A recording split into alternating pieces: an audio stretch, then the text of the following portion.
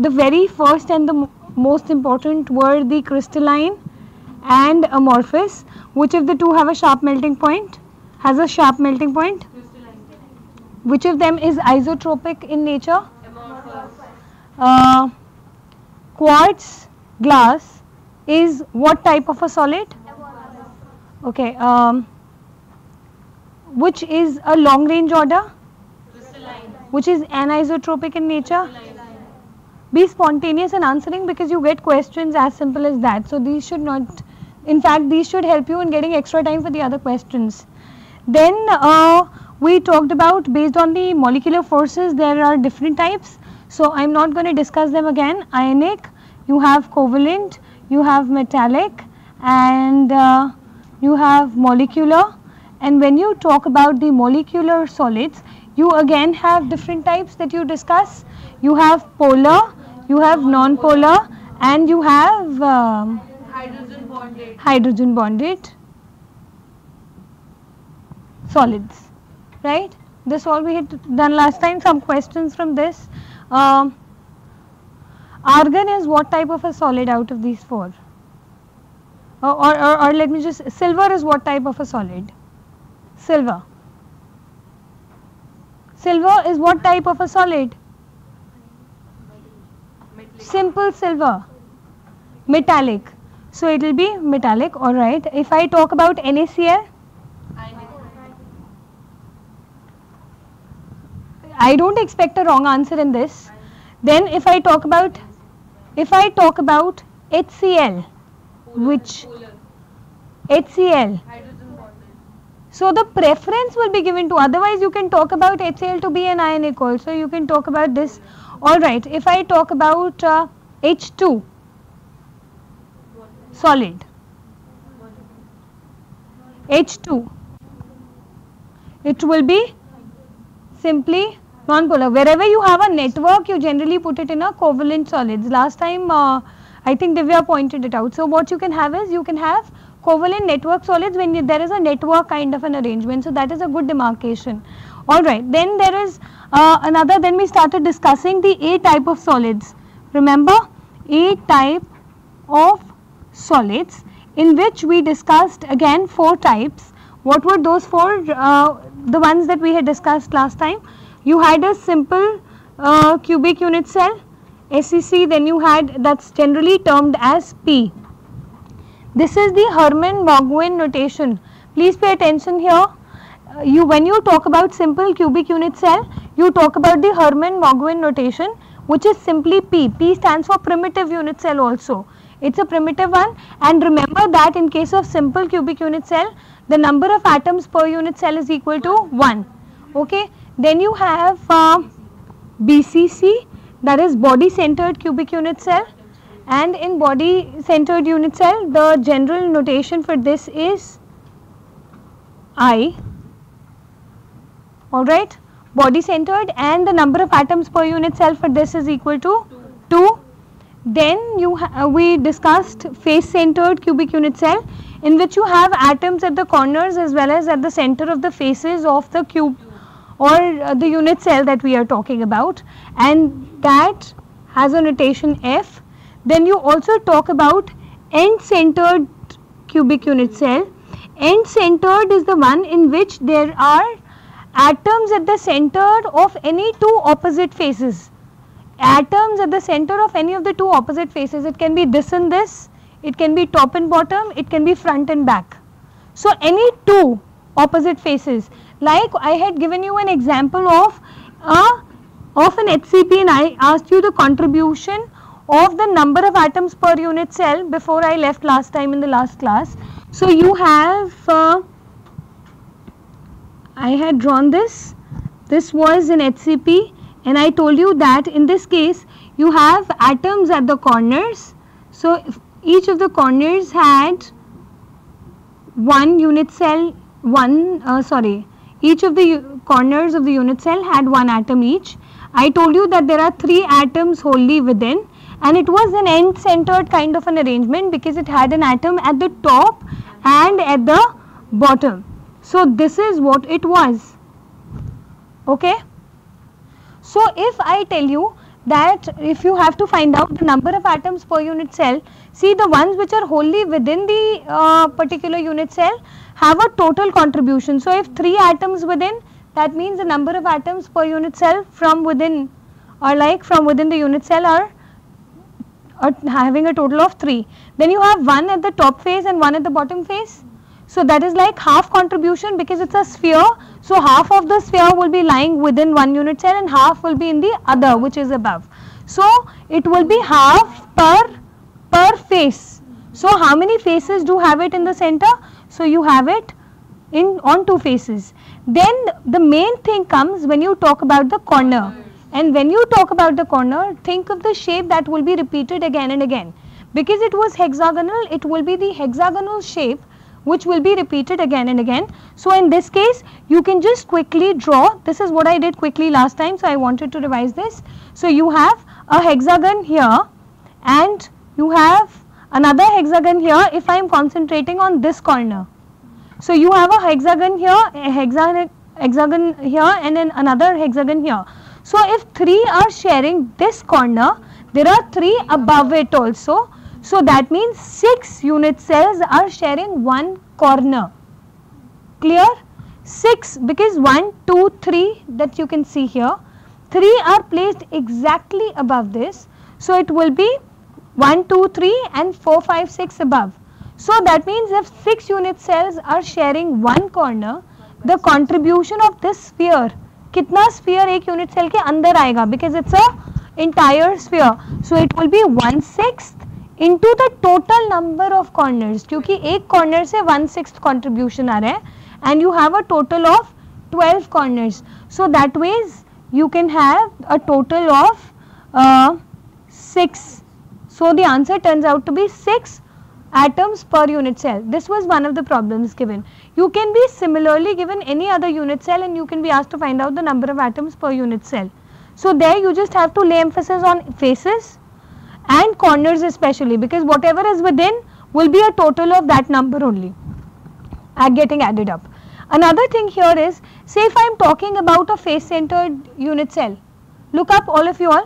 I told you a unit cell is a complete representation of one molecule. Say if I am talking about NaCl, one unit cell will be completely representing one NaCl unit. If I talk about CO2, solid CO2, then one unit cell is a complete representation of one CO2 or CO2 unit. Alright, if I talk about a silver atom, then again it is not like if you have 4 atoms per unit cell. So it is not like you have 4 Ags there. One unit cell is a complete representation of one Ag atom. Say if you are talking about the silver solid, you getting the point? So and then there are certain things, you know the definition of unit cell and crystal lattice. Those are the most important ones before even you start talking about solids. You should know what is a unit cell, that is the smallest 3-dimensional unit which when repeats itself in 3 dimensions give you the entire crystal lattice. Okay. So and the other thing is like crystal lattice is an enlarged form of your crystal lattice. It is an enlarged form of your unit cell only. Okay. Another thing that I wanted to tell you here is that if I tell you that I have a solid which has 2 atoms A and B, A is occupying all the corners and B is occupying the face centers, then what will be the formula of the compound? You get questions like this, and it can be various permutations and combinations that you can get. So remember that corners, the contribution that is coming from the corners is, if you talk about naphthalene, it is going to be a non-polar, because naphthalene is the structure. You have naphthalene, so you have naphthalene in this form. Alright. Then here when we talk about this, and naphthalene, if the naphthalene is existent in a complete network kind of a structure, then you can put it in covalent as well. So now that depends on choice as to what kind of an option do you get in the choices. If you have only non-polar, you will be selecting non-polar. If you have non-polar and covalent, then you should go in for covalent as well. because naphthalene was put up as a separate choice. Okay, so now we were talking about, because A is occupying only the corners, so then in that case, you know, the corner contribution was 1/8 into the total number. That is according to your simple primitive arrangement. So that means your A will just be 1, and B is occupying face centers.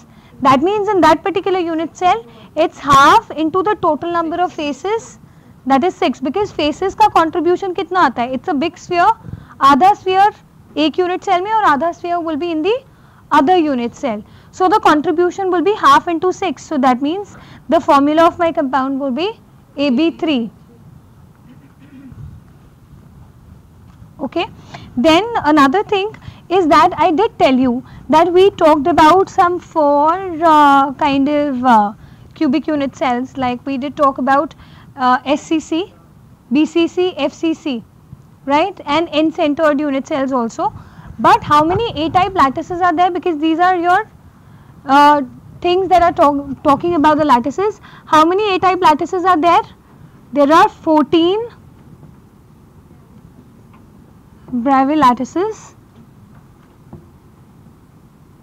And remember that why do we talk out of these 14 in specific only for, why do we talk out of these 14 lattices? We talk only about SCC, FCC, BCC in particular. That is the reason I told you that out of the entire periodic table elements, you have 80% of the elements existing in either of these 3 or 4 forms that you have done. Okay. Then when you talk about the 14 Bravais lattices, remember that each one of them are distributed over 7 crystal systems. There are 7 crystal systems according to the arrangement. See, when you are talking about the unit cell in totality, there are, it is not necessary that all the 3 edges will always be the same. It can be a cuboid as well, depending upon the arrangement. It can be having, so these are known as the edges of the unit cell. Say A along the x direction, B along the y direction, and C along the z direction. And then the angles that they are making with one another are generally termed as alpha, beta, and you have gamma. That is along these angles are known as interfacial angles. Interfacial angles means the angles which are in between 2 faces of a crystal. Okay. In fact, your solid state is nothing but is related to the study of crystallography, because इससे आपको information किस चीज़ की मिलती है? About the kind of structure that a crystal is possessing. So this is a part of crystallography, and there are 2 laws in crystallography. I am talking about the first law first. The first law of crystallography talks about the constancy of interfacial angles. It talks about the constancy of interfacial angles. Which angles am I talking about now? The alpha, beta and gamma. That means if a unit cell possesses a particular alpha, beta and gamma, these angles will be repeated throughout your crystal lattice. So that means once a unit cell, it's just an expansion of your unit cell and crystal lattice relationship. The first law of crystallography states that you have the interfacial angles remaining constant throughout. That is why it is also known as the law of constancy of interfacial angles. And you understand now what alpha, beta and gamma is? Alpha, beta and gamma are the angles between 2 faces. So this and this face, this and this face in your classroom, and you have what is left? This and this face. So the 3 angles which are possible between the 3 faces, those are basically constant, and that is what is stated throughout the crystal. That is what is stated according to the first law. Now when I am talking about the 14 Bravais lattices, I am just telling you that they are distributed over 7 crystal systems. Now the entire table is important because each of the crystal system has different structural properties. Structural मतलब A, B, C का जो relationship है, and alpha beta gamma का जो relationship है, that is unique for each of the crystal systems. So I will just quickly talk about those crystal systems and you can memorize it right here right now. What you have is, you can remember C Tom HRT. C Tom HRT. You can remember this. These are the 7 crystal systems. What are those? Cubic, then you have tetragonal, orthorhombic, monoclinic, hexagonal, rhombohedral and triclinic.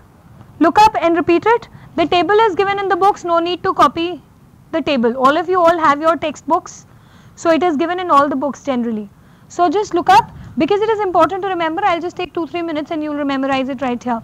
What you have is C Tom HRT, and what you have in this is cubic, tetragonal, orthorhombic, monoclinic, hexagonal, rhombohedral, triclinic. Clear to everyone? Remember that this is the most symmetrical and this is the most non-symmetrical or unsymmetrical, right? This and this have that kind of an extreme. So a little different arrangement than your books, but you can remember C Tom HRT. And do you want me to repeat the names again? No? Sure? This one is for tetragonal, only the T has a disc. This is for triclinic. Another thing, this rhombohedral is also known as trigonal, but it would have made it further complicated with 3 T's. I did not put it. Rhombohedral is also known as trigonal. This is tetragonal and this is your triclinic. Now for the arrangement of the edges, you have A is equal to B is equal to C here. This is the most symmetrical and this is the most non-symmetrical. So this will be A not equal to B not equal to C. Clear? Then here just put A is equal to B but not equal to C. Right? In orthorhombic, generally the ones which are ending in ik have none of the edges the same. So you have A not equal to B not equal to C. And now what you do is just repeat these 3 in this order. First copy this, then this and then this. Do you get it? So this is monoclinic, A not equal to B not equal to C, hexagonal, A equal to B but not equal to C, and rhombohedral has A equal to B equal to C. Because you can get MCQs based on it and the table is not that difficult to learn. Then we come on to the interfacial angle relationship. So here you know alpha will be equal to beta will be equal to gamma, which will be equal to 90 degree.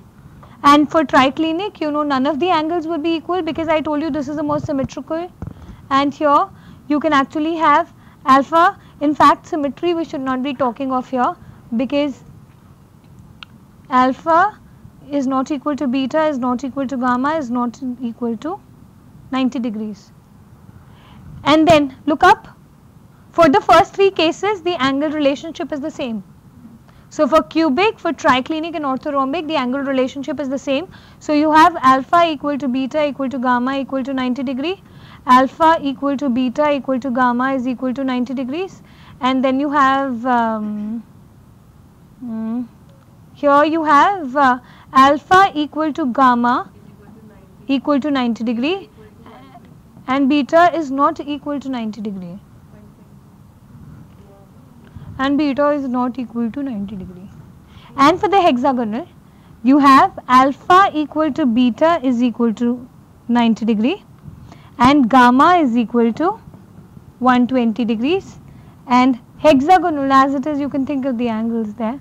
And then for rhombohedral, you have alpha equal to beta equal to gamma but not equal to 90 degrees. So a little bit here that you will have to think about.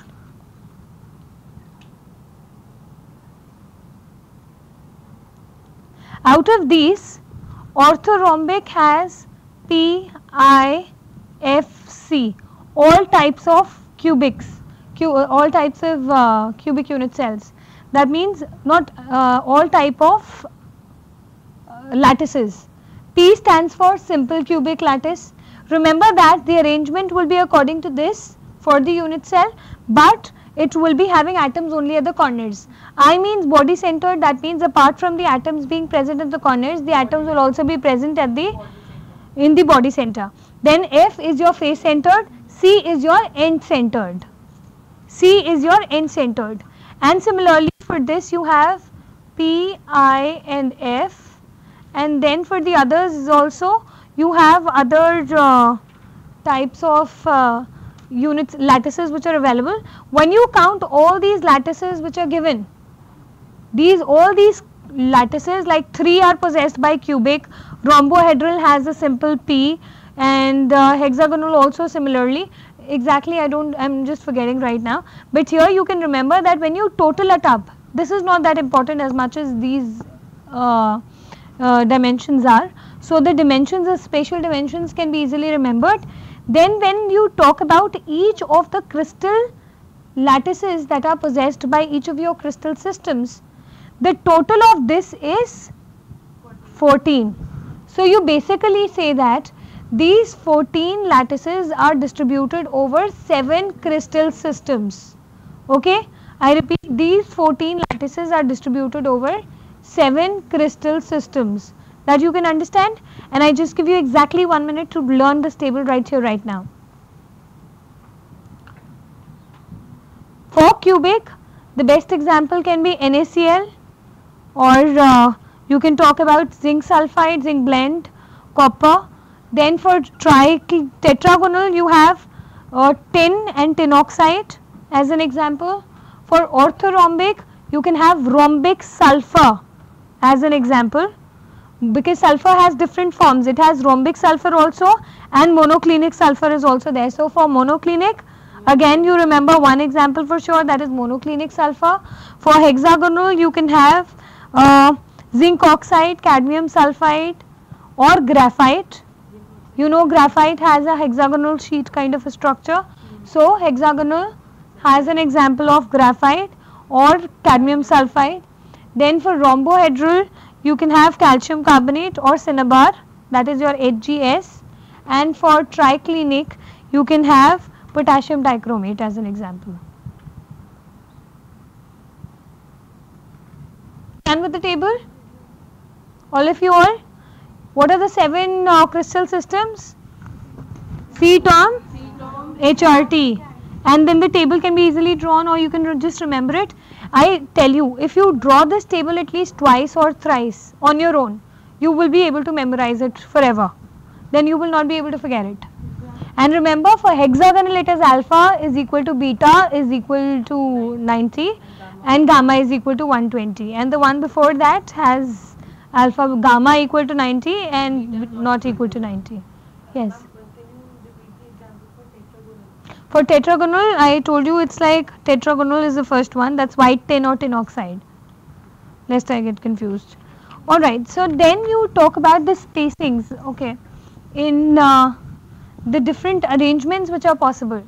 Just look up for a minute and I'll just explain this quickly. Look up. See, if I've already told you, if I talk about atoms, the atoms are just closely placed to one another, and remember that if I am talking about simple cubic unit cell, then also the atoms are like touching each other. I last time told you that this is only a point model when you are actually drawing the here, right? This is only a point model. Otherwise, in reality, what is it? It is like this. The atoms are touching each other. So remember that whenever we draw close packed structures, the atoms are always touching each other. Okay, so if I talk about atoms to be placed, there is only one possibility in one dimension, that the atoms will just be going like this totally, right? If I repeat, I am saying that if I am talking about the atoms to be placed in moving in one dimension, the only type which is possible is like an A type of lattice. A, there is no discrepancy. See, we will move on to B, we will move on to B only when there is a change in the arrangement. यहाँ पे तो possibility और कोई है ही नहीं in 1D, so it will be A type lattice for any atom if I am just moving in 1D. The only thing is now when I talk about a 2 dimensions means अभी मैं इस direction की बात करी थी, अब मुझे I will have to move in the other direction as well, other dimension. So now I will be moving about Y. Understood? A type समझ में आया, 1D में तो और कोई possibility ही नहीं है. The atoms would just be touching each other, atoms, spheres, molecules, ions, radicals, whatever you talk about, they would just be touching each other like this. So you have only one possibility, that is A type of lattices. Now if I talk about the two-dimensional case, here you can place the atoms, there are two possibilities.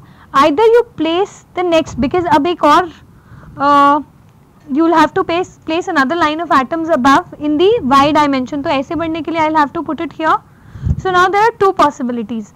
One is you put the atoms one on top of the other, and the other is you put them in the depressions. You put them in the depressions. Now here let me just talk about the first case first. That is, I am just putting the atoms one on top of the other. They are not overlapping, they are just touching each other. So look at it like that only. Okay. So now when you join these centers, and the other possibility is, let me just talk about the other possibility also. This is the first possibility, in which your next layer, no need to draw this, it is given very beautifully in the books. You may fumble while drawing and make a mistake, then rub it, draw it, cut it, draw it again, don't do that. So here you have, okay, this kind of an arrangement which is possible. Then in the next you place it on the depressions. So in the when you place it over the depressions, it will be something like this.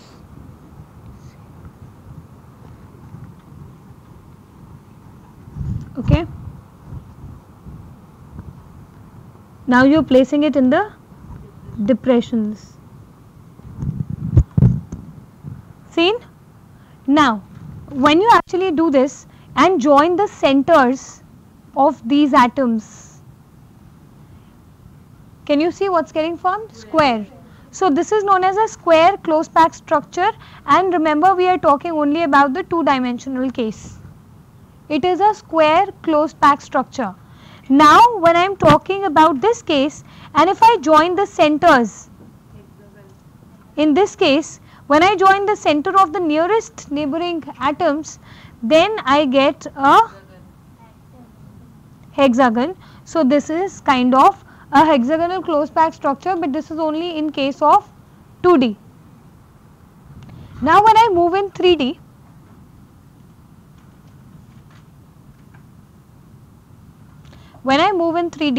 what is the possibility? Now that means I have moved along this direction, that was 1D.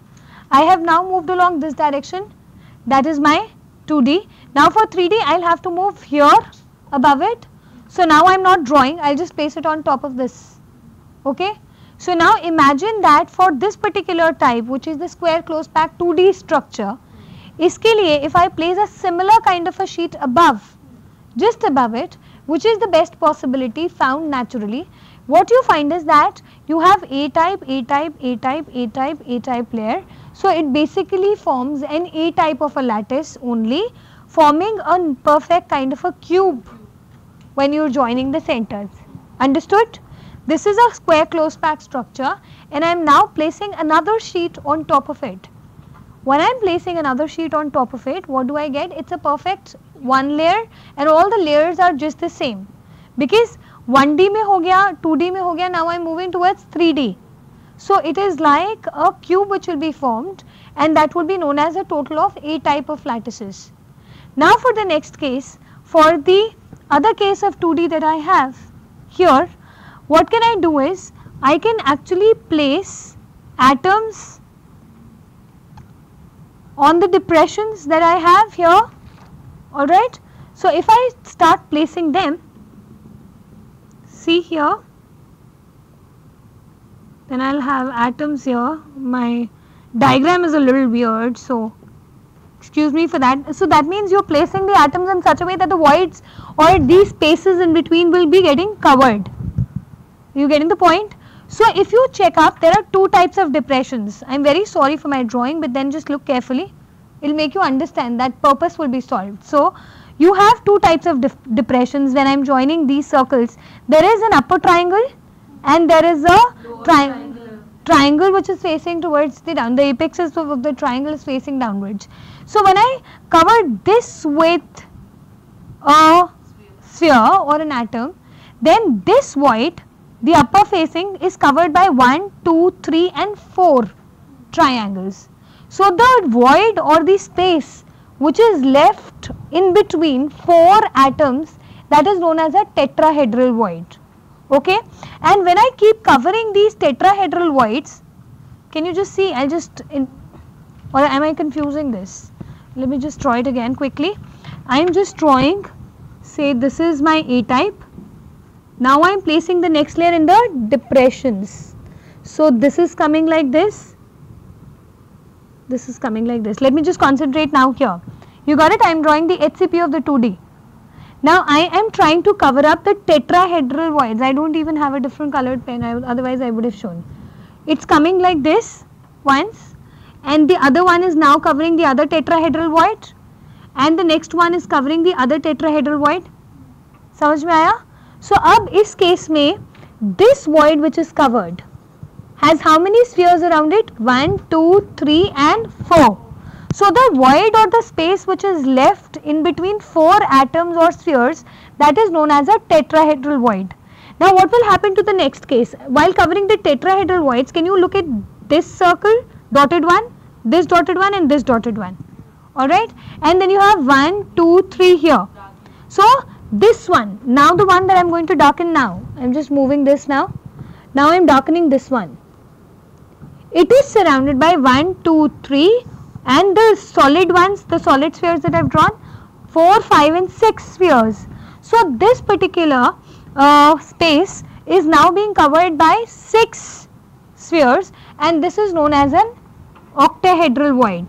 So the space which is covered by or occupied or surrounded by 6 atoms, that is known as an octahedral void, and the one which is surrounded by 4 spheres is known as a tetrahedral void. Is this thing clear to everyone? So basically you have different types of voids. You have a tetrahedral void which is surrounded by 4 atoms, octahedral void which is surrounded by 6 atoms, and you have also a simple cubic void which is wholly present within your simple cubic unit cell. You know a simple cubic unit cell is this one. It is a simple cubic unit cell which has atoms at the corners. So even when they are like touching each other totally, so there is some space which is left in between. So the cubic hole is the hole which is totally within the simple cubic unit cell. Got it? Now from numericals point of view, there is an important thing that, say if your atom or the crystal system comprises of n atoms, there are closed packed structures. You can have a CCP structure or you can have an HCP structure. Okay, when you talk about a CCP or an HCP structure, remember that the total number of octahedral voids, will be equal to the number of atoms which are possessed by the system. Okay, the total number of octahedral voids will be equal to, say, n, if n atoms constitute a particular solid, and the total in a closed packed structure in it, and the number of tetrahedral voids will be equal to twice that number. The number of tetrahedral voids will be equal to twice of that number. Okay, just remember this, and I will give you numericals based on it quickly. I repeat, if n number of atoms are possessed by any system, so then the number of octahedral voids is equal to n, that is equal to the number of atoms only, and the number of tetrahedral voids is equal to 2n. And remember, if I am talking about the lattice positions or the crystal sites या lattice positions की बात हो रही है, तो that is the number of lattice sites will be equal to n only. Why? Because जितने atoms हैं उतनी तो lattice sites थी ही, then only a solid will be formed. So the number of lattice sites, if they are given, those number of lattice sites will be equal to the total number of atoms only. This clarity is there. The number of then the number of octahedral voids will be equal to n only, and the number of tetrahedral voids will be equal to 2n. A simple question before I move on to the other 3D pattern. If I have a solid comprising of n atoms occupying the closed packed lattice positions, where or let me just say, a atom in a compound occupies all the lattice sites, alright, and B occupies all the tetrahedral sites. What is the formula of the compound? AB2. Why? Because A occupies all the lattice positions. So if I am saying it occupies all the lattice positions in your solid, means that it occupies n number of positions. What will B occupy? It will occupy 2n number of positions. Why? Because B occupies all the tetrahedral voids. So the correct formula for the compound will be AB2. Alright.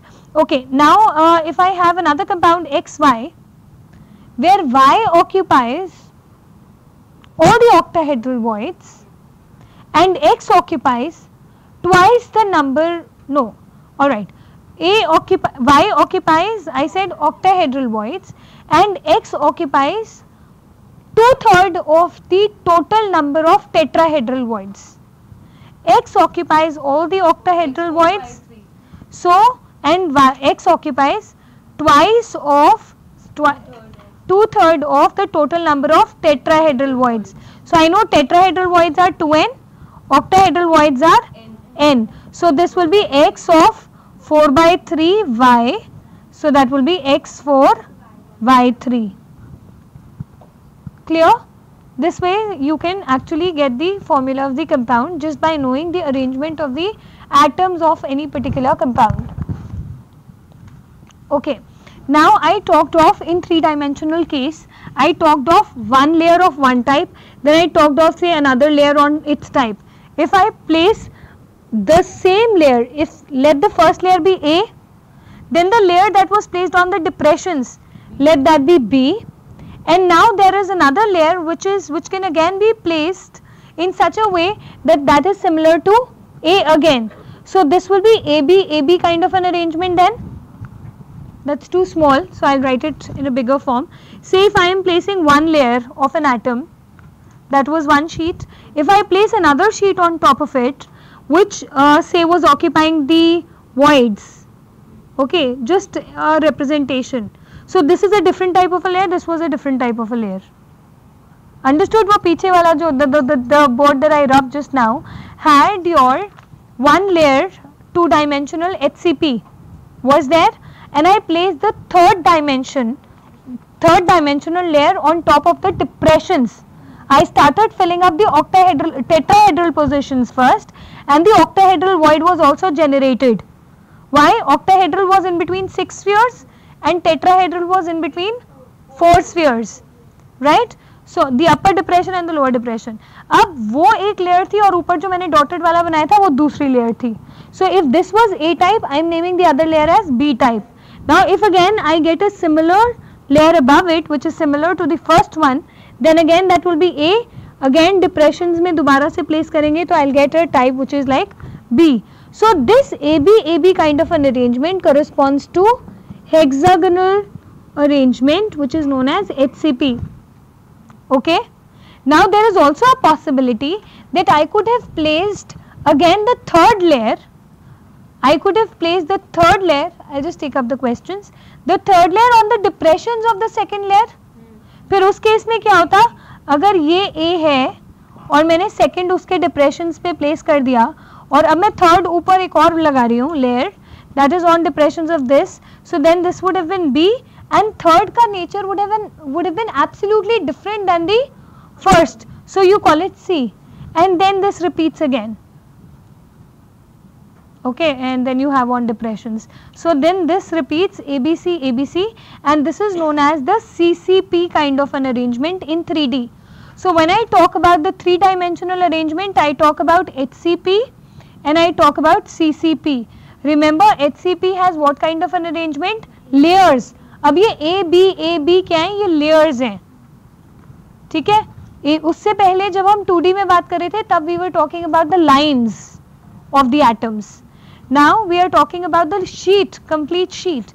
So it is AB type, then it is HCP. If it is ABC type, then it is CCP. Now, ma'am, are the tetrahedral voids located in the corners of the cube or in the edges? See, the tetrahedral voids can be decided by looking at the positioning of the atoms. It is given in NCERT also. When you look, if you talk about the tetrahedral void and if you have a simple cubic unit arrangement, then in that case, you cannot talk of the tetrahedral voids to be just placed at the corners. Alright, there is a possibility at the edges as well as on the faces when you talk about the tetrahedral voids, because the tetrahedral voids are the ones which are surrounded by 4 atoms, and the octahedral are the ones which are surrounded by 6 atoms. So according to the positioning of the unit cell you can actually decide, and the diagrammatic representation of this is beautifully given in your textbooks, the NCERT textbook that you have. Just check it out, it's given in a red box. Okay, fine. Then the next question is, please explain AB2 again. This is one of the easiest questions that you can tackle, so it's good that you are asking again. Remember that I told you for the AB case that A is occupying all the octahedral voids or the lattice positions. एक ही बात है. अगर मैंने बोला A is occupying all the lattice positions, मतलब lattice positions जो है that will be equal to the number of atoms. So that means A, number of A atoms will be n, because the question that I stated was that A occupies all the lattice positions. So A occupying lattice position means number of A atoms are n, क्योंकि lattice positions will always be equal to the total number of atoms. And then I must have stated that B occupies the tetrahedral voids. So tetrahedral voids are always twice the number of atoms. So that is why the number of atoms for B will be 2n. So what will be the formula of the compound? N and N can get cancelled. So what you have is, the formula of the compound is AB2. Okay. In the last question, how did the formula come as X4Y3 from X4/3? Alright, the last question that I stated was that consider a compound having X and Y atoms where X occupies, where Y occupies all the octahedral voids. So that was n, because the total number of octahedral voids is equal to n, and X occupies twice 2/3 of the total number of tetrahedral voids. Now the total number of tetrahedral voids will be equal to 2n. So X will be equal to 2/3 into 2n, that is 4/3n. Of course you cut the n and n, so the formula that you have actually written is 4/3y, that's it. Now in order to get a stoichiometric compound होता है जिसके अंदर number of x atoms is an integral number और y भी एक integer है, the number y का भी जो coefficient है that is an integer. So for that I multiply the entire formula or the subscripts with the denominator, so that is 3. So then when I multiply this by 3 and this 1/3, so what I get is, I get X4Y3, and I do this only to get a stoichiometric compound X4Y3. I just explain, stoichiometric compounds वो होते हैं जहाँ पे अगर एक atom मेरा एक integer form में है तो दूसरे एटम्स भी इंटीग्रल फॉर्म में ही है. That means for every 4x I will have 3 y's in my molecule in 1 mole. Yes, CCP is cubic close packed structures and HCP is a hexagonal close packed structure. But remember here one thing, that the number of octahedral voids for both of them will be n, the number of tetrahedral voids for both of them will be equal to 2n. So this formula is like a general one. Another thing that I'd like to point out here is that CCP has an ABC type of an arrangement. ठीक है, एक हमने unit cell करा था FCC. FCC का जो arrangement है that is also ABC type. So how do you compare the two? CCP is kind of a crystal lattice. तो हम बोल सकते हैं consider that a CCP has an FCC kind of a unit cell. ठीक है, CCP has an FCC unit cell, ऐसे बोल सकते हैं. तो अभी तक what did we do? We just did the Bravais lattices, 14 Bravais lattices over this 7 which are distributed over the 7 crystal systems, and here we are talking about different types of arrangements which are possible. So in 1D there was only one arrangement that was possible, AAA type. Just for the arrangements, in 1D what was the only type of lattices which were possible? A type. Alright, when we talked about 2D, we had a square close packing. Square close pack कैसे आई थी? A के ऊपर जब A लगाया था as it is in 2D. In 2D, that means I am talking about only 2 dimensions. And when I placed it over the depressions, Then I got a hexagonal close pack structure in 2D. फिर 3D के case में I picked up the square close pack first, क्योंकि 2D के ऊपर 3D की layers लगेंगी ताकि हमारा वो पूरा 3 dimensional बने. So one sheet over another sheet over another sheet. So this was in 3D you get one from SCP, that was simply जो 2D SCP से आई थी, that was simply A type. A.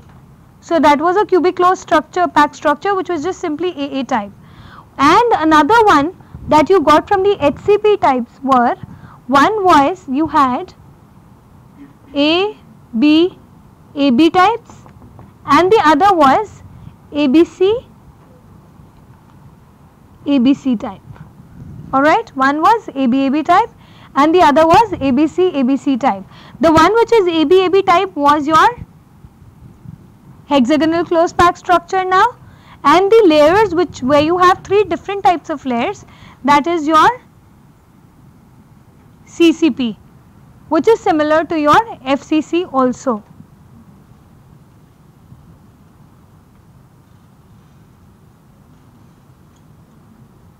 How can you measure the coordination in FCC? Remember that coordination FCC या किसी भी structure में आप कैसे देखते हो? You actually, what is coordination first of all? Coordination is the number of atoms which are surrounding a particular atom. एक atom के आसपास और surrounding atoms कितने हैं?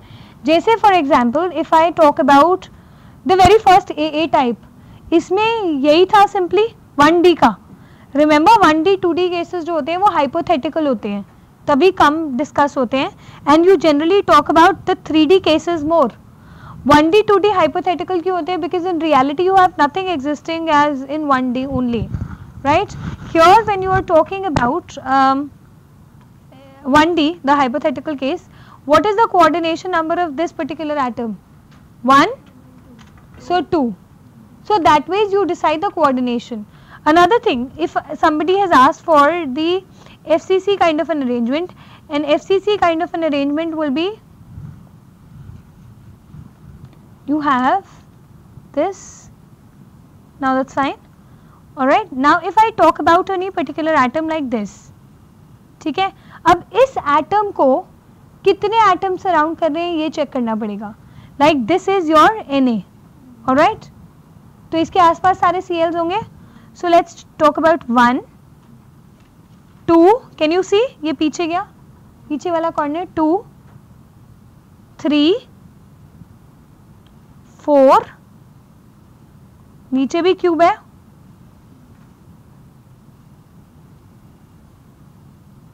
और इधर भी क्यूब है. Now look carefully, I am talking about this Na. I have drawn the structures before you, so you know the unit cell. इस Na का coordination number अगर बताना है तो we'll have to look at the number of atoms which can be surrounding it. So if I am just checking it out, for this structure you can check 1, 2, 3, 4, 5, क्योंकि इसको 6 will be here, जो इधर सामने की तरफ, अगर मतलब board के बाहर, एक अगर यहाँ पे प्लेस करोगे तो एक you'll have 1, जैसे ये पीछे है ऐसे एक बाहर की तरफ आएगा. Getting the point? If only I were that good, मैं एक पीछे बना के फिर यहाँ से दिखाती. But anyways, do you get it? So you can check the coordination number. So that is why for an NaCl kind of a structure, what you have is 6 Cl minus around each Na plus, and similarly each of the Cl minus is surrounded by 6 Na plus. So that ways you can actually find out the coordination number if you're very sure of the structure. Getting the point? So you just have to just apply a little bit mind, because it's like a cubic close pack structure. So everywhere it will be like that. For like CsCl, cesium chloride, it is 8:8. Each of the Cs plus is surrounded by 8 Cl minus, and each of the Cl minus is surrounded by 8 Cs plus. Similarly for case of zinc sulfide, it is like 4:8. You have 4:8. Each of the Zn2 plus is surrounded by 8 S2 minus, and each of the S2 minus is surrounded. So that is how you actually decide on to the coordination number. That is according to the number of atoms which are surrounding your central atom, or the atom that you are actually considering. Clear? Okay. So The next thing that we can talk about after this is that there is another term which is known as packing efficiency. Packing efficiency is the percentage of the total space which is filled by the atoms in your unit cell. मतलब कितना space utilise हो रहा है unit cell का. जैसे अगर simple cubic unit cell की बात करोगे तो you know simple cubic unit cell में आठों कॉर्नर्स पे you have your atoms. In simple cubic unit cell you have atoms at all the corners, so उसके बीच में कुछ space होगा which will be left vacant. So in order to calculate, तो जितना space occupied है over the total volume will give you the packing efficiency. So what is your packing efficiency? It is the percentage of total space which is filled. Packing efficiency, the percentage of total space which is filled by the atoms, right? For this we will find out the packing efficiency of 3 generally. HCP और CCP का arrangement is considered to be similar to FCC. तो इस case में I'll just quickly tell you, if you're we'll calculate the packing efficiency for all of these and simple cubic unit cell, SCC is what you call it. Alright, you will calculate it for the primitive centered cubic unit cell, then body centered cubic unit cell, and then face centered cubic unit cell. If I talk about the simple cubic unit cell, the packing efficiency will be the volume occupied by the number of atoms per unit cell. ये general formula packing efficiency का. It is the volume occupied by the total number of atoms per unit cell upon the volume of the unit cell. Clear? I repeat it again. It is the volume occupied by the total number of atoms per unit cell. What is the total number of atoms per unit cell for SCC? It is a volume occupied by say how many atoms per unit cell? 1 atom, or 1 atom means atoms are spherical in nature, so volume occupied by 1 sphere upon the volume of the unit cell. Unit cell का volume क्या होगा? If you are talking about a cube, you know what is the volume of a cube? A cube. So that will be like generally A cube. Volume of one sphere would be, what is the volume of 4 by 3 pi r cube? So that is 4 by 3 pi r cube. Alright. Now I will have to, this r refers to the radius of the atom. This r refers to the radius of the atom. So this A can be related to r. And how can it be related to r? Say if you are talking about a cubic unit cell. In a simple cubic unit cell you have atom at one corner and you have atom at the other corner, right? So this is the center of one sphere, this is the center of the other sphere. So this is r and r. So in this case 2r is equal to A. ठीक है, तो जब मैं simple cubic unit cell का packing efficiency निकालूंगी, so that will be volume occupied by one sphere. Why one sphere? Because the total number of atoms per unit cell is 1.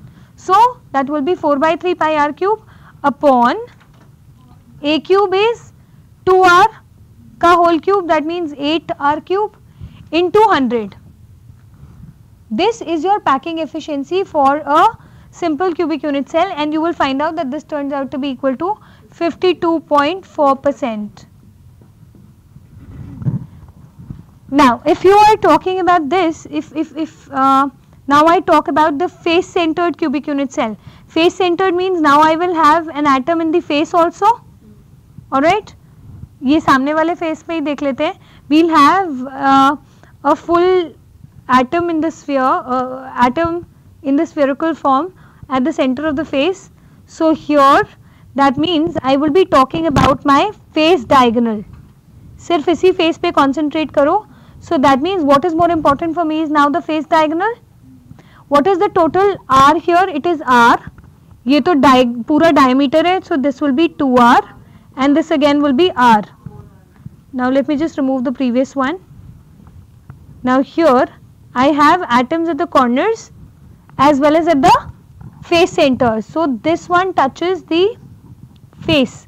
So I am concentrating on my face diagonal now. Is that clear?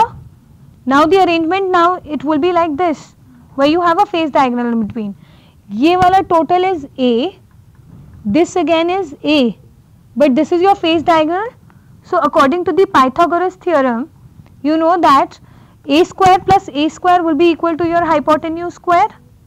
So your hypotenuse, which is R plus 2R plus R, 4R, this is 4R, this will be equal to under root of A square plus A square.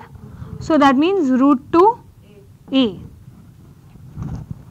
And then I need to substitute here in the formula of packing efficiency for the face centered cubic unit cell. I will be considering the face diagonal, right? अगर मैं face diagonal consider कर रही हूँ, so I have just got to know, first of all, what will be the numerator? Now it will be the volume occupied by 4 spheres. Why 4 spheres? Because the total number of atoms per unit cell for face centered cubic unit cell is 4. समझ में आया? The total number of atoms per unit cell, the total number of atoms per unit cell is 4 in case of face centered cubic unit cell. So the packing efficiency will be volume occupied by 4 spheres. So that means 4 into the volume of one sphere, that is 4 by 3 pi r cube upon A cube. Now what is your A? That is equal to 2 root 2 r is equal to A. And how do you get 2 root 2 r? Because you take root 2 on the other side and then multiply numerator and denominator with 2, 2 gets cancelled and you have root 2 in the numerator. So you have 2 root 2 r. So the denominator will be 2 root 2 r whole cube into 100, and this will be around 78%, 74%. Okay. So remember that it is just a measurement that you have to do and you can remember the packing efficiency. It is only that for your subjective paper you may have to know as to how to arrive at this particular expression. Otherwise for the MCQs, remember that you will just be asked the packing efficiency, the ratio of the 3 or whichever has the highest and which has the lowest. The lowest is possessed by SCC and the highest packing efficiency is possessed by FCC, which is 74%. For the BCC now, for the body centered, I will have to now look at the body diagonal. So if I look at the body diagonal, see the body diagonal will be from here to here. Why body diagonal? Because there is an atom right in the center and they are touching each other. So that means I need to concentrate on this body diagonal now. I am just darkening it, and I know that what kind of a right angle triangle can I form. Look at this edge AB and C. So this is my face diagonal BC. BC is a face diagonal. This is my edge of the unit cell. So this will be my A. This will be my root 2A, and this again is like, this is 90 degrees. So this is again a right angle triangle. So using the Pythagoras theorem, I can easily find out AC, which is the body diagonal. What will it be? That will be AC will be equal to, you can find out easily, this will be A square plus 2A square. So that will be equal to under root of 3A square. So that will be equal to root 3A. And again I will have one atom here, another atom in the body center which is wholly within, and another atom at the corner. So R of this, 2R of the body centered atom and R of the other corner one. So the body diagonal is again equal to 4R. So this time my A is equal to 4 upon root 3 R.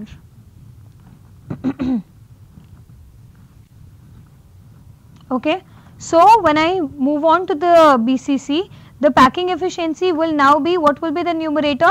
The volume occupied by 2 spheres, because the number of atoms per unit cell for body centered cubic unit cell is 2. So that means 2 into 4 by 3 pi r cube upon A cube, और A क्या है मेरा? 4 by root 3 r. A is r, 4 by root 3 r. So that becomes equal to 4 by root 3 whole cube into r cube. So then r cube gets cancelled and you can easily calculate it to be 68%. Okay. So please remember this expression, and arriving at it was not that difficult because you understand mathematics really very well. So now there is a question that can we have ABCD type of a solid. See, naturally whatever we found till now was like generally AB and ABC only. But when newer and newer solids keep developing, there is newer and newer kind of modifications also which is made to the classification. So I never say no to anything. So there is a possibility, but by and large generally naturally occurring solids are found to be only in two types of an arrangement. One is the CCP which you have done, that is ABC type, and the other is the CCP which is the ABC type, and the HCP which is AB types. Okay. Now after the packing efficiency, please remember now from the numericals point of view, remember that we have now done the relationship between the edge length and r. R is the radius of the atom and A is the edge length of the unit cell. So please remember this relationship also for FCC, BCC and SCC. SCC is simple, A is equal to 2r, right. For BCC, A is equal to 4 by root 3r, or r is equal to root 3 by 4a, the way you feel comfortable. And then for FCC, A is equal to 2 root 2r, right. So this expression also needs to be remembered for the numericals. You will have very simple numerical from solid state. All you have to do is just apply a little bit of the mind, that's all. So you should make that available. What you have is FCC is A is equal to 2 root 2r, BCC A is equal to 4 by root 3r, and SCC is equal to A is equal to 2r. Giving you half a minute, memorize it right here. Packing efficiency to yaad hoegi, FCC is 74%, BCC is 68%, SCC is 52.4%. Formula yaad ho gaya. It is packing efficiency is volume occupied by the total number of atoms per unit cell. ऐसे देख लो. और atoms क्या है, sphere है, upon the volume occupied by one unit cell. And then this relationship also is very important, that for FCC A is equal to 2 root 2r, for BCC A is equal to 4 by root 3r, and for SCC it's the simplest. Another very important thing that you should be remembering is that you should be able to find out the density of any crystal. The formula for the density is simple, so you can just remember that density is equal to Zm upon n naught a cube, where Z is the number of atoms per unit cell. So Z will be 1 for a simple cubic unit cell, Z will be 2 for body centered cubic unit cell, it will be 4 for FCC, it will be 6 for HCP, no, 6 for the hexagonal close packed unit cell that I had shown the other day. 6 was just an example that I gave. So you lay emphasis on simple cubic unit cell, it will be 1, body centered it will be 2, and for face centered it will be 4. So density is equal to that number of atoms per unit cell into the molar mass. Molar mass means mass of 1 mole of a substance upon the Avogadro's number Na or N0, whatever you feel comfortable with. The Avogadro's number is 6.022 into 10 to the power 23 atoms per mole. So the Avogadro's number is there, and A is now the edge length here. A is the edge length. So the relationship may have to be found if your R is given, okay, because if your R value is given, your A will be equal to 2 root 2R, or it may be equal to 4 by root 3R, or it may be equal to 2R, depending upon what your system is, and then you can easily find out the density. Another formula for density that you should be able to remember is the basic one, that density is equal to mass upon volume. Because sometimes you are given mass and volume, find out the density, and then you are asked to find out the number of atoms per unit cell. for any of the questions. So you can get such kind of numericals in your entrance test. So remember that you should be able to find out Z if the rest of the parameters are known. So there are different formulae for density as well. After density we can just talk about say there is something in solid state. It's like you know that there is an arrangement of atoms. Okay, one thing is there is something you must have all done a table for the radius ratios. So I'll tell you what is a radius ratio. Radius ratio is nothing but it is the ratio of the cation to the ratio of the anion. Each of your solid state structures possesses a cation or an anion if you are talking about an ionic crystal lattice. Alright. So there the ratio of the cation to the ratio of anion will be called the radius ratio. Depending upon your radius ratio, you can actually predict the type of the void which is possessed. Like it has 0.0 to 0.225, then you have 0.225. These are the values of the radius ratios, 0.225 to 0.414. Then you have 0.414 to 0.732. ये demarcations हैं, so you can remember. And 0.732 to 1 or higher values. Now I mean 1 is generally the limit when your R plus and R minus are just the same. Nowadays it has also been researched upon and you can have higher values of the radius ratio as well. So here this corresponds to a structure which is similar to a trigonal. Here you have tetrahedral. This will be for the octahedral, and the last one for cubic. So this is something that you've done. So you get a numerical based on it also. Generally the tendency for the radius ratios to be put is like you generally get the value, or the value can be easily calculated. It's like a very quick numerical. R plus is to R minus can be calculated. In whichever category it falls, you can predict the type of or the shape. Alright, tetrahedral void is the one you know. What is an octahedral you know. What is a cubic now you know. And trigonal is the one which is surrounded by generally 3. Okay, and the trigonal arrangement you know is like a trigonal planar. Fine? Can I rub it off? After radius ratio, you've memorized the radius ratio. What are the demarcations? 0 to 0.225, 225 to 0.414, 0.414 to 0.732, 732 to 1. Trigonal, tetrahedral, octahedral, cubic. Learned? Done? Okay, then the next thing is, now look at pay attention on the board, because this is something that you have not done otherwise but generally asked. There are something which are known as देखो अब हमारा solid structure है तो हर एक unit cell के पास एक एक plane है, ठीक है. अब नेचुरली 3 डायमेंशंस हैं हमारे पास स्पेस में, है ना. एक ये है, एक ये है, या बोर्ड से बात करते हैं. एक बोर्ड पे ये x है, ये y है और ये z है. अब जैसे plane of the board is cutting your 3 axis at some position, अभी z को मैं मान लेती हूँ वो 0 पे काट रहा है, x and y is also getting cut because according to this, right? So each of the planes is going to cut your 3 axes at some or the other place. Like for example, I'll just draw it and show it to you. If this is your x, y and this is your z, now coming out of the plane of the board, they are mutually perpendicular to each other, and I draw a plane like this. ठीक है, समझ में आया? तो अगर मान लो ये मेरा एक यूनिट है, आई कॉल 1 यूनिट. 1 यूनिट का मतलब होता है 1 एज लेंथ. ठीक है, समझ में आया? It is 1 edge length.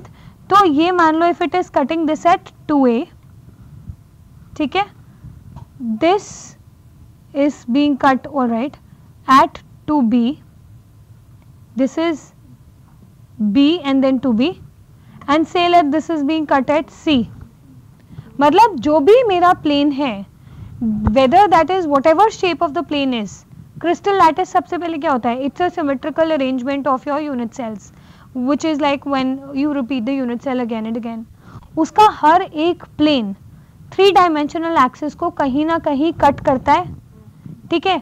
तो these are known as the coordinates, जहाँ पे wherever it is cutting.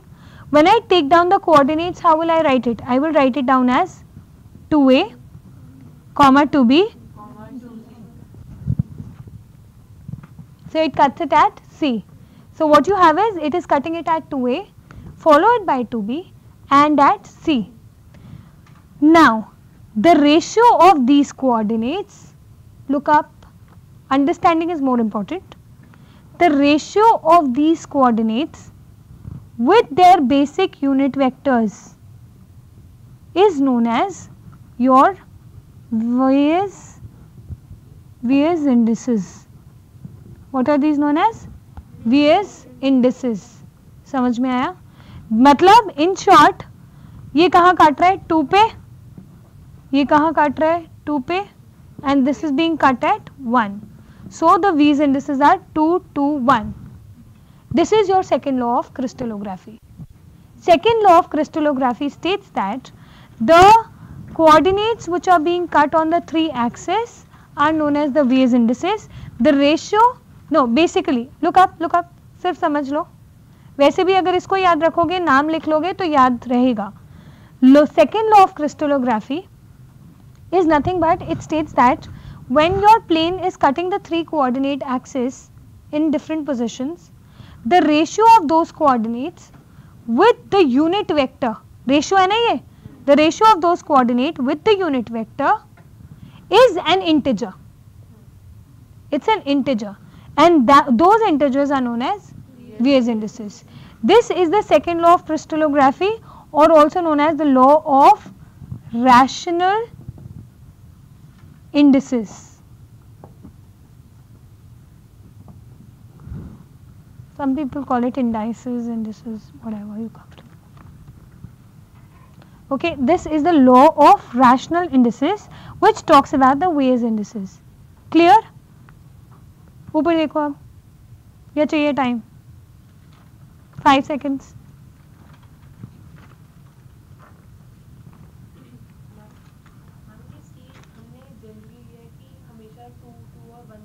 Generally जैसे अभी ABC की बात कर रहे थे, डायमेंशंस लिखी थी वो 7 क्रिस्टल सिस्टम्स वाले टेबल में. तो जैसे जब हम ABC की बात करते हैं, A is generally along X, B is generally along Y and C is generally along Z. And the way I have cut it here, is just a general example. ठीक है, अब पूछो, हो गया? अभी नहीं, मतलब अब मेरी एक बात सुनो. In a crystal lattice, you have so many planes, and each of the planes will be cutting at different coordinate axes. मान लो अगर एक प्लेन A पे काट रहा है तो दूसरा प्लेन 2A पे काट रहा होगा, तीसरा प्लेन 3A पे काट रहा होगा, क्योंकि सिमेट्री तो मेंटेन्ड है हमारे क्रिस्टल्स में. सो एक A पे, दूसरा 2A पे, 3A पे, 4A पे एंड सो ऑन. तो हर एक प्लेन के डिफरेंट V's indices होंगे, ठीक है. पर there is another form of naming them which is known as Miller indices.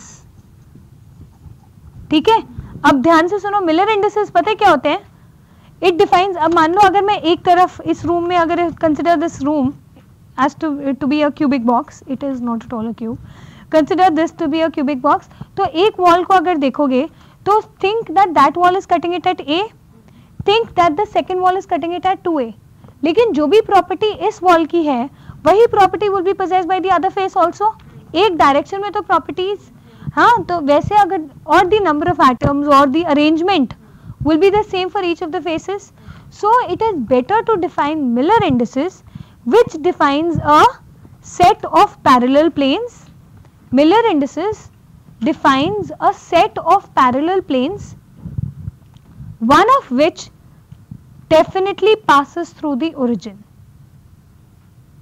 I repeat, Miller indices defines a set of parallel planes, one of which passes through the origin. अब इससे पहले कि I move on to Miller indices, let me clear V's indices once again. We have different planes in our crystals. Those planes cut the coordinate axis at some position or the other. Okay, So this plane will be cutting my 3 coordinate axes. 3 कौन सी? X, Y and Z. जहाँ जहाँ पे it cuts and forms the coordinates, that will be my V's index, right? If I take another example, now you tell me the V's indices for a particular plane. It's very easy to tell. All right. This is X, this is Y, and this is my Z.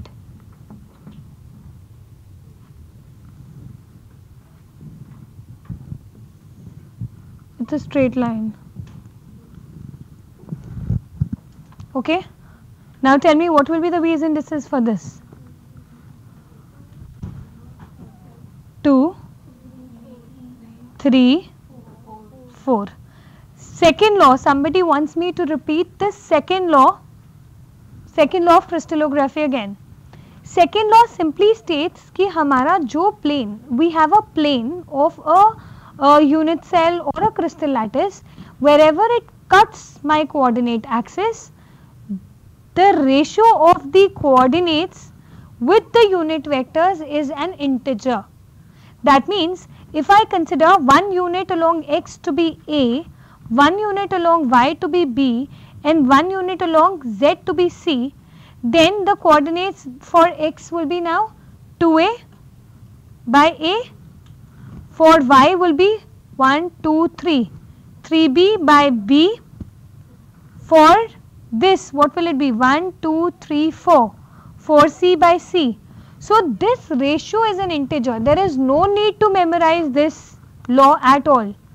Just understand that the second law of crystallography talks about the V's indices, which are the coordinates which the plane is making with the 3 axis. सिर्फ इतना समझ लो, law कहीं कोई नहीं पूछेगा, law का कोई मतलब नहीं है. Sometimes you get the conversion of V's indices into Miller indices.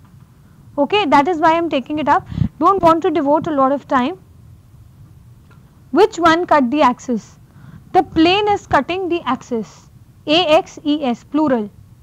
ठीक है? The plane is cutting the 3 axes. X भी कट रहा है, Y is also getting cut and Z is also being cut. समझ में आया? All of you all here with me? So here we have A, then 2A. So basically your V's indices are what? 2, 3 and 4. ये समझ में आया? पर V's indices का एक limitation ये है that for each of the plane, because each plane of your crystal lattice will be cutting each of the axes at different coordinates. तो हर एक V's plane का जो numbering होगा that will be different. Say if this is cutting it at A, the other wall is cutting it at 2A. तो इसका अलग नाम है. The third wall is 3A, the fourth wall is 4A. So each one of them have a different name, but the arrangement is the same for all the walls. So in that case, we define Miller indices, which defines a set of planes, one of which definitely passes through the origin. Okay. Now how do you get that? देखो, मैं V's indices बता रही हूँ. I am telling you the V's indices. Like for example, 2, 3, 2. These are my V's indices. मतलब X का coordinate, Y का coordinate and Z coordinate. These are my V's indices. How do I convert them to Miller indices? Simply, first step, take the reciprocal. Take the reciprocal. What will that be? 1 by 2, 1 by 3, 1 by 2. Okay. Next step में multiply it with the LCM. The second step is multiplied with the LCM. What is the LCM of 2 and 3? 6. So it will be 3. मतलब now you multiply it with 6. So what do you get? 3, 2, 3. So 3, 2, 3 is the Miller index. I will explain कि ये कैसे set of parallel planes होते हैं, but ये conversion समझ लो, it's very easy. Which of the two is better? Miller indices. Because Miller indices define a set of parallel planes, one of which is passing through the origin. ठीक है? अब दोबारा से अगर मैंने कोई V's index दिया जैसे 1, 2, 3. 1 is the coordinate about X, 2 is the coordinate about Y and 3 is the coordinate along Z axis. These are my वीज इंडिसेस। इनको कन्वर्ट करना है मिलर में, कैसे करेंगे? First step, take the reciprocal 1 by 1, 1 by 2, 1 by 3. Second step is to multiply it with the LCM.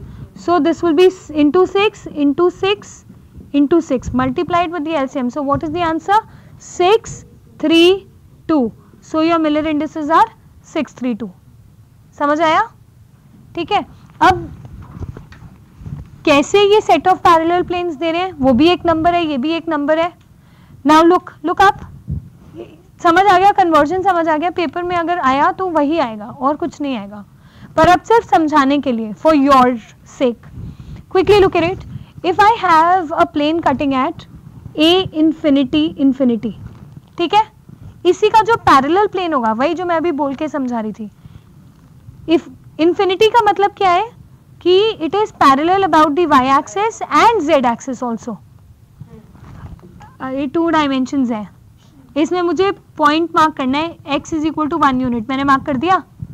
y is infinity, मेरा point है 1 comma infinity, तो y इंफिनिटी कैसे मार्क करूंगी? y के पैरेलल होगी ये लाइन, क्योंकि y को मीट ही नहीं करेगी। So it will be this, understood the curve. और ऐसी अगर इंफिनिटी इंफिनिटी है तो that means it will be parallel to z also, correct? So then it will be kind of a plane, but anyways समझ आया तो ठीक, नहीं आया तो भी ठीक। इधर a इंफिनिटी इंफिनिटी एक प्लेन है, तो दूसरा प्लेन क्या होगा? 2a infinity infinity. मान लो अगर मैंने यूनिट डिस्टेंस से पार्ट रखे हैं सारे प्लेन्स। तीसरा प्लेन क्या होगा?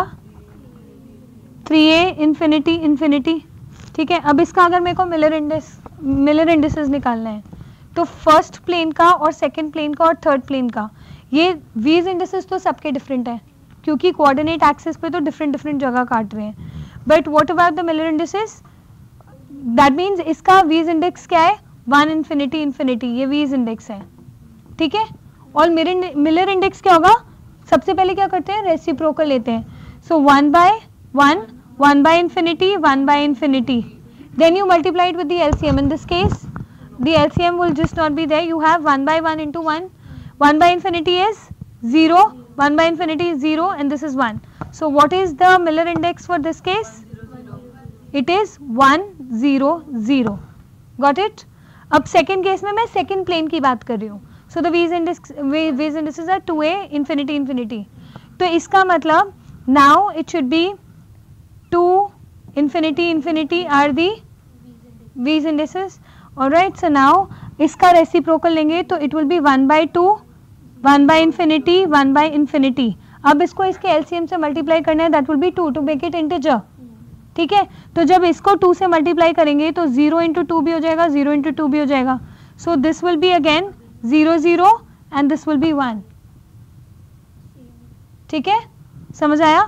अब अगर मैं तीसरे प्लेन की बात कर रही हूँ जो उसको पैरेलल ही था, तो 3a that will be 3 infinity infinity. अब इसका रेसिप्रोकल लेंगे, that will be 1 by 3, 1 by infinity, 1 by infinity. LCM 3 है, उससे मल्टीप्लाई करेंगे, so again it will be 1 0 0. So can you see this 1 0 0 is a representation of a set of parallel planes, one of which we are considering to be passing through the origin. समझ में आया? अगर same एक example देके बताऊं तो you tell me the Miller indices for that. You have A B C. A B C के parallel में दूसरा प्लेन क्या होगा? 2a 2b 2c. तीसरा प्लेन पैरेलल क्या होगा? 3a 3b 3c. Now can you appreciate वीज इंडिसेस क्या होते हैं? हर प्लेन का डिफरेंट. ये एक प्लेन है, ये उसके पैरेलल दूसरा प्लेन है, ये उसका पैरेलल तीसरा प्लेन है. और मिलर इंडिसेस देखना इन सबके सेम आएंगे. Or in all the three cases you will get what will be the V's indices according to the law. The second law is law of rational indices. According to that law, जो भी मेरा coordinate है that divided by the unit vector will give me the V's indices. V's indices will be in this case 1 1 1 or Miller indices will be again 1 by 1 1 by 1 1 by 1 into 1. So either Miller indices will also be 1 1 1. Second case में माई वीज indices are 2 2 2 क्योंकि 2a by a 2b by b 2c by c. और इसके Miller indices क्या होंगे? 1 by 2 1 by 2 1 by 2. LCM is 2. So into 2 करेंगे जब, तो you will get 1 by 1, 1 1 1 only. So you will get 1 1 1. So 1 1 1 is representing all the 3. So Miller indices are always better. Okay, next, done with this? Shall I give you a question? What is the difference between the above indices? These indices वो वाली जगह है जहाँ पे आपका plane coordinate axis को काट रहा है. So each of the plane will have a different set of values because all of the planes are not going to cut at the same point. So each plane will have a different values, but Miller indices are defining a set of parallel planes, and that is what I just explained. Now another important law that you should be remembering before I move on to the law. Please look up. Distance. अच्छा, these indices को हम ABC के terms में लिख देते हैं. Miller indices को हम H, K, L के terms में लिखते हैं. Your Miller indices जैसे 1 1 1 थे, so H, K and L. H is for the X dimension, K is for the Y and L is for the Z. So the distance, because you are doing cubic unit cells, distance between any two Miller planes is equal to A upon under root of H square plus K square plus L square, where H, K and L are your Miller indices. A is your edge length of the unit cell.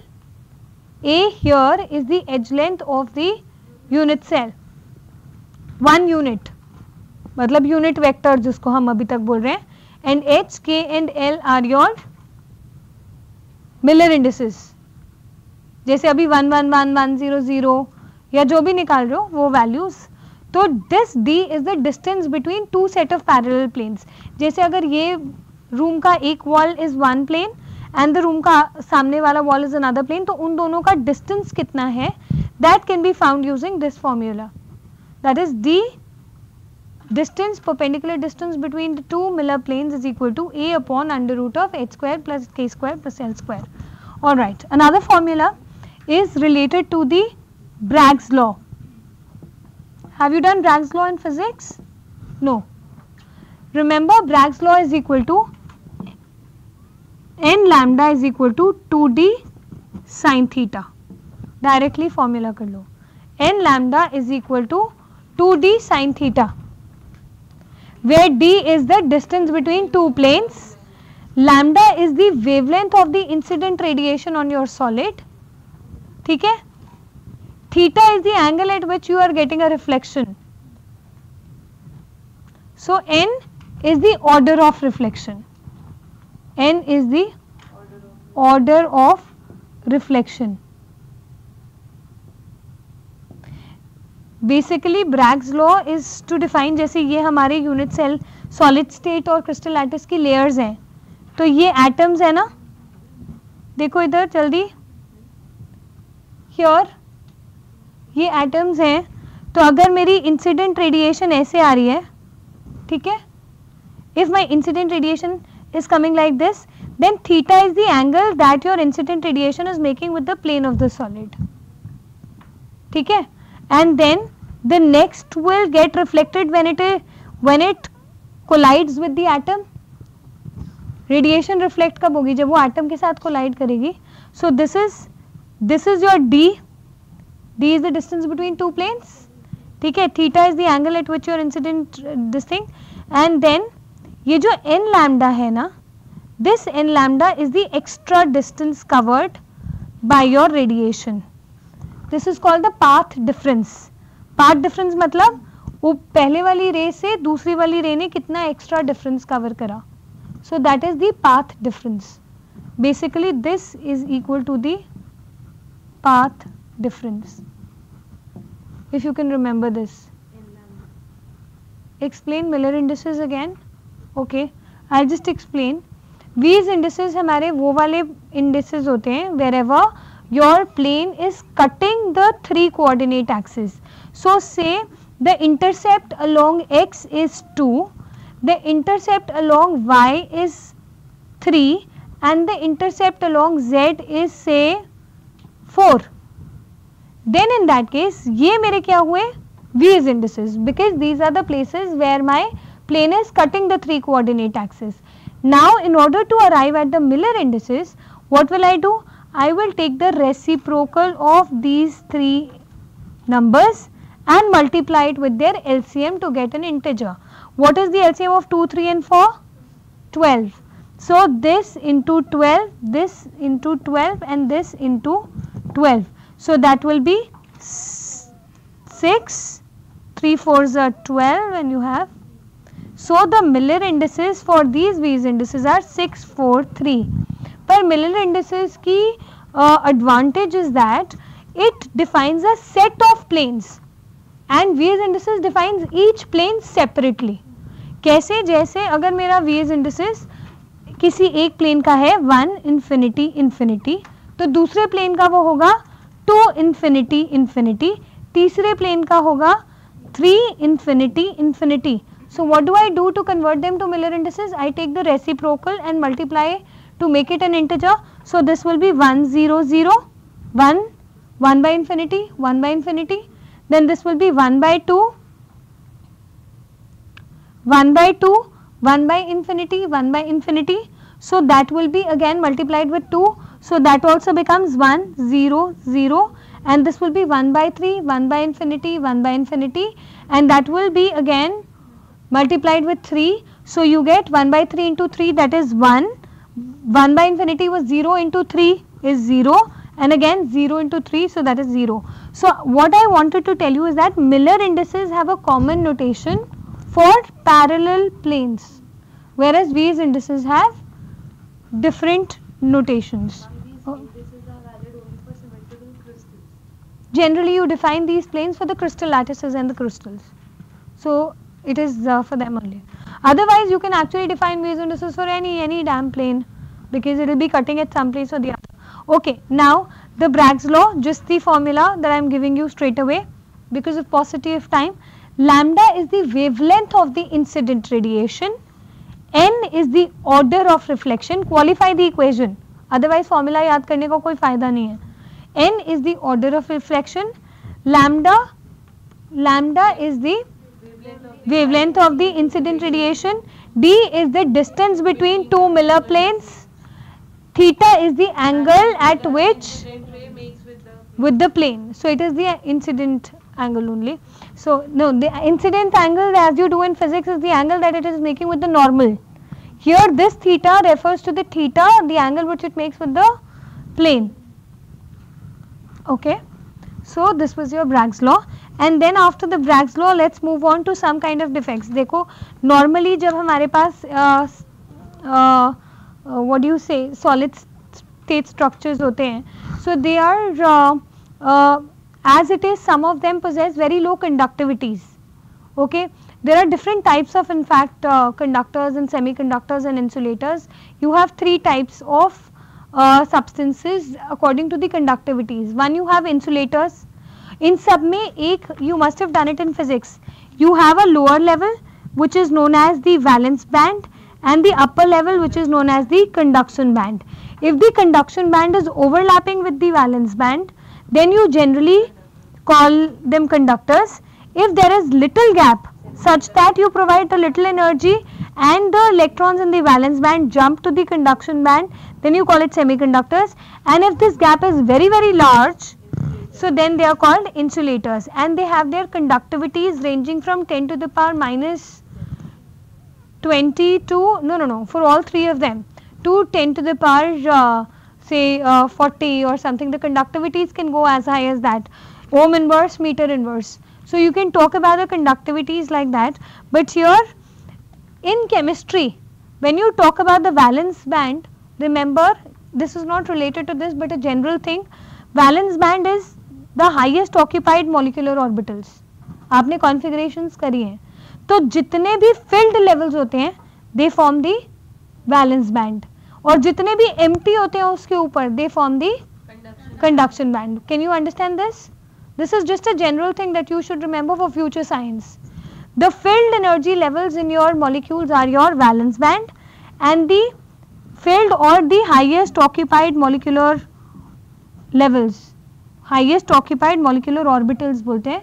And then you have here you have the lowest unoccupied molecular orbital, because highest occupied से lowest unoccupied में सबसे पहले जाएगा electron. So the filled levels form your valence band and the empty levels form your conduction band. Okay, next thing is it is very important that if your particular sometimes we cause defects, we produce defects in our crystal, because defects enhances properties like conductivities and other electronic properties. ये समझ में आया defects क्यों करते हैं? ठीक है, अब defects दो type के होते हैं. One is a, now we are talking quickly about the defects and you remember them as another just 15 minutes are left. Please memorize them with me quickly. Defects are of two types. You have point defects and you have line defects. Let me put line above because we are going to discuss point defects. Okay, now line defects are along the entire layer or the lattice. It's a group of lattice points if they are getting distorted or replaced or changed or something is happening to them. Point defects are if any of your atom or ion is being changed or replaced or removed, then you call it a point defect. If there is any deviation from ideality in an atom ion, then you call it a point defect. If there is any deviation in the arrangement of the points, then you call it the line defect. Okay, then you call it the line defect. Clear? Now in point defects you have again two types of point defects. What are those? Stoichiometric point defects and you have non-stoichiometric point defects. Alright. Now there is another type which is also known as impurity defects, in which we put impurities into our solid state structures. Now here for stoichiometric what you have is you have four types. You have vacancy defect. Vacancy में क्या होता है? सुनो, vacancy में we just heat the crystal and atoms leave from its surface. Vacancy में कैसे vacancy create होगी कि lattice position पे सारे atoms हैं. You have n atoms and n lattice sites. So all those are occupying. When you heat the crystal a little bit, what will happen? Some atoms will leave. Vacancy create हो गई. Vacancy defect. Density क्या होगी? Mass by volume होता है. Atoms छोड़ेंगे तो mass कम हो जाएगा. If mass reduces, density reduces. So in vacancy defects, the density decreases. Okay, then you have interstitial defects. Interstitial defects में क्या होता है कि you have already an atom crystal lattice available with you. There are some interstitial spaces available. Interstitial spaces होते हैं जो atoms के बीच में spaces बच जाते हैं. ठीक है, so the voidal spaces or the interstitial spaces, तो कोई एक constituent atom लाके you put it in the interstitial site. Interstitial site is the place in between the atoms or which is available in your crystal lattice. So when you put constituent atoms in those sites, then it is called an interstitial defect. So now you are adding atoms. Adding atoms means the density will increase. So this is like common sense. Vacancy defect, density decreases. Interstitial defect, density increases. Then you have the most important that you generally discuss, Schottky defect. In Schottky defect, remember very easy, equal number of cations and anions are missing from the lattice site. In Schottky defect, equal number of cations and anions are missing from the crystal lattice. In this, generally the sizes of cations and anions are comparable. In this and because equal number of cations and anions are missing, so what happens to the density again? It decreases. Okay, stoichiometry is maintained. मतलब हर एक जैसे अगर NaCl में if you obtain, if you see the Schottky defect in NaCl, then for each of the Na जितने Cl होने चाहिए उतने ही रहते हैं. And for each of this, so that stoichiometry is defect. That's called stoichiometric defect. And in the stoichiometric, the last one is Frenkel defect. In Frenkel defect, what happens is one of the cations are smaller in size, anions are larger in size. So one of the cations leaves its lattice position और वो lattice position छोड़ के किसी interstitial position पे आ जाता है. In Frenkel defect, one of the cations leaves its normal lattice position and it comes at the interstitial site. So that is why in Frenkel the density remains same because nothing leaves and nothing gets added up. Okay, so Frenkel defect. Now in impurity defect कैसे होता है? Look up. जैसे you have a crystal of NaCl, ठीक है? Now I am going to replace this Na with some other similar sized atom like Sr, strontium. Strontium is of similar size, so I will have to add a compound strontium chloride to it. ठीक है? So what will happen? Na has a charge of +1, Sr has a charge of +2. So for 2 Na plus, अब मेरी दो lattice sides of Na plus will have to get vacated for 1 Sr2 plus. ठीक है? तो impurity defect में क्या होता है? I look for a similar sized atom which may have the same or a different charge. अगर वो different charge है तो that many number of cations will have to be replaced. So 2 Na plus will get replaced with 1 Sr2 plus. So 1 Sr2 plus will come here in the vacant site and 1 vacancy will be created. So remember, in this case the number of vacancies will be equal to the number of sites occupied by Sr2 plus. Clear? हमने 2 Na plus हटाए और एक Sr2 plus डाल दिया.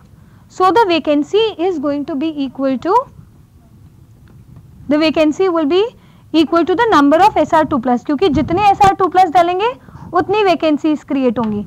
एक और example है इसका, you have AgCl and which is replaced with Cd2 plus. So how many Ags will be replaced with Cd2 plus? 2 Ag plus will be removed and 1 Cd2 plus will be added and 1 vacancy will be created. So the number of vacancies will be equal to the number of ions of higher charge depending upon, जैसे यहाँ पे plus is getting replaced with 2 plus, so the number of vacancies in this case will be equal to the number of sites which are getting replaced or the number of impurities. Here you have a question also in your book only. If you have 10 to the power minus 3% of SrCl2 present in NaCl, if you have this many percentage of SrCl2 present in NaCl, what is the amount of vacancy created? ठीक है? The answer is very simple. The amount of vacancy created will be equal to the number of Sr2 plus. What is that? 10 to the power minus 3 divided by 100, because it is 10 to the power minus 3%. So the answer is 10 to the power minus 5. So the number of vacancies which are created are 10 to the power minus 5. Alright. Per mole. Right? Nahin. Then the next one, non-stoichiometric defects. Please quickly pay attention to this as well. In non-stoichiometric defects, what you have is up on the board. In non-stoichiometric defects, you have one as the metal excess defect and the other which is known as the metal deficiency defect. Clear? Look up all of you all. So you have metal excess defect. In metal excess defect, there are two ways. See, I take a crystal, the best example is NaCl, I take up a crystal of NaCl. अब मैंने उसका crystal लिया and I heat it in sodium vapors. I will heat it in sodium vapors, तो क्या होगा, crystal के ऊपर sodium आके थोड़ा थोड़ा settle हो जाएगा, कुछ atoms of sodium will come on the top. So what will happen, I am taking an NaCl crystal, you have NaCl crystal lattice है, मैंने सिर्फ NaCl लिखा है. I am heating it in sodium vapors. So what will happen, some Na will come and sit on top. So what will happen, under I have Na plus and Cl minuses. One of the some Cl minus will get attracted to this Na which has come on the top. So what will they do, they will lose their normal position, अपनी Cl minus वाली seat से उठ के they will go to the surface to form NaCl with this. So if Cl minus will come here, this will become Na plus electron. I repeat, I have a crystal of sodium chloride. I am heating it in excess of sodium vapors. तो कुछ sodium आके settle होगा top पे, surface पे, और जो अंदर से हमारा जो Cl minus है, that will get attracted towards this topmost surface Na. Once this get attracted, then your Na will form NaCl with it by losing an electron, and this electron will occupy the anionic site. ठीक है, whenever an anionic site is occupied by an electron, you call it an F center or a Farbin center. It is an F center. Clear? अब इस case में क्या होगा, फिर दूसरे Cl minus को लगेगा, I should also do the same, right? Or what will it do? It will shift to this Cl minus and electron will come here. तो Cl minus इधर आएगा, electron इधर आ जाएगा. Then slowly steadily with another neighbor, it will ask to exchange its position. तो इससे क्या होगा, that electron will start conducting. तो properties enhance हो गई, क्योंकि electron move करेगा तो current generate होता है, पता है ना? So conducting properties increase हो गई. Then your electron also, because of this movement, it imparts color to the crystal, and the color that is imparted in case of NaCl is yellow, in case of LiCl is pink, and in case of KCl it's violet or lilac. ठीक है, इन सब में याद रखना the metal excess defect is because we are heating the crystal in the excess of cationic vapors. तभी cation आ रहा है, it's getting settled on the top, anion is leaving its position. अब anion ने छोड़ा तो metal excess में हो गया, anion goes to the top और anion की जगह पे क्या आ गया, electron, that F center. So if you get a question like the color in NaCl is yellow due to F centers, clear answer F center. एक और तरीका है metal excess, this is due to anionic vacancy. ये वाला जो first type discuss किया, that is due to anionic vacancy. The second thing that I am going to tell you is due to say excess of cations. And how do you get excess of cations? The example, the general example that very general that you take is that of zinc oxide. What you do is when you heat it a little bit, the zinc oxide crystal को ही जब heat करते हैं, so on a little bit of heating, it generates Zn2 plus half oxygen, that means oxygen gas is formed, plus 2 electrons. क्या होता है, oxygen gas है तो it escapes. So what will you have left over in your crystal? Zn2 plus. जितना Zn2 plus convert हो गया उतना oxygen उड़ गया. So this is again metal excess, and zinc oxide normal is white and after heating is yellow. That is because of metal excess defect due to presence of extra cations, due to the excess of cations. That is why metal excess. इधर metal excess क्यों था, क्योंकि anions ने अपनी जगह छोड़ी, इधर cations extra present हो गए because the anion left. Okay, and that position will again be occupied by the electron. So basically here generally depends upon how the gas is getting vaporized to the atmosphere. Now for the metal one is metal excess and the other is metal deficiency. So when you talk about the metal excess and non-stoichiometry, one thing that we've talked about here, and the other non-stoichiometric is like metal deficiency. Consider the example of FeO. Iron oxide में what happens is this is -2 and Fe is in the +2 form. होता क्या है, कुछ +2 जो है Fe2 plus they get lost or they get moved out of the crystal lattice. Now in order to compensate for that loss, some of the Fe2 plus get converted to Fe3 plus. Fe2 plus can easily get converted to Fe3 plus an electron. So जब ये shuffling हो रही होती है, the balance of the charges, because of this balance of the charges you have some of the Fe2 plus and some of the Fe3 plus, which spoils the stoichiometry. Stoichiometry खराब हो जाती है. If you have FeO, this is 1:1. Here when this has a mixture of Fe2 plus and Fe3 plus, you get compound of the type Fe 0.93, 0.96 and so on in comparison to O. So the formula becomes Fe 0.93 or it can be Fe 0.96 O. Nickel oxide में भी यही case है. So there you can have Ni 0.98 O and so on. These are your non-stoichiometric compounds. Now here you get a question. What is the question that you get here? You have a formula of Ni 0.98 O. ठीक है, अब इसमें straight away पूछते हैं, you tell the number of Ni2 plus and Ni3 plus. Straight away the question is put as this. So how do you take care of that? देखो जितना charge, this is a crystal which is stable.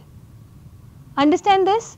Here the charge on the oxygen atom will be equal to the total charge of the cations. ठीक है? So let oxygen is 100% and nickel is 98%. ठीक है? तो अगर oxygen के atoms 100 मान लोगे तो टोटल ऑक्सीजन पे चार्ज कितना होगा -200. तो टोटल निकल पे चार्ज कितना होना चाहिए +200. ठीक है? अब मान लो कि Ni3+ के x एटम्स हैं तो Ni2+ के कितने एटम्स होंगे 98 because this was 98 and your oxygen was 100. We considered for every 100 atoms of oxygen we had 98 atoms of nickel. So this becomes x and this becomes your 98 minus x. So this can be easily solved as you can have the total charge to be equal to 200 क्योंकि oxygen का -200 है तो total निकल का कितना होना चाहिए +200. So here you have 3+ atoms be x. So the charge is +3x plus 2 into 98 minus x is equal to 200. Got it? So you can easily find out. So what you have is 3x plus 2 into 98 is 196 minus 2x is equal to 200. So x is equal to 4. So similarly you can find it out for Fe or Ni or any other atom. Remember यहाँ पे सिर्फ charge balance करना है. Charge balance करके form the equation and then do it. Alright? Then we are just left with the magnetic properties and types of semiconductors. Types of semiconductors, you have extrinsic, intrinsic and the various types that we will cover up in the next class then. Thank you.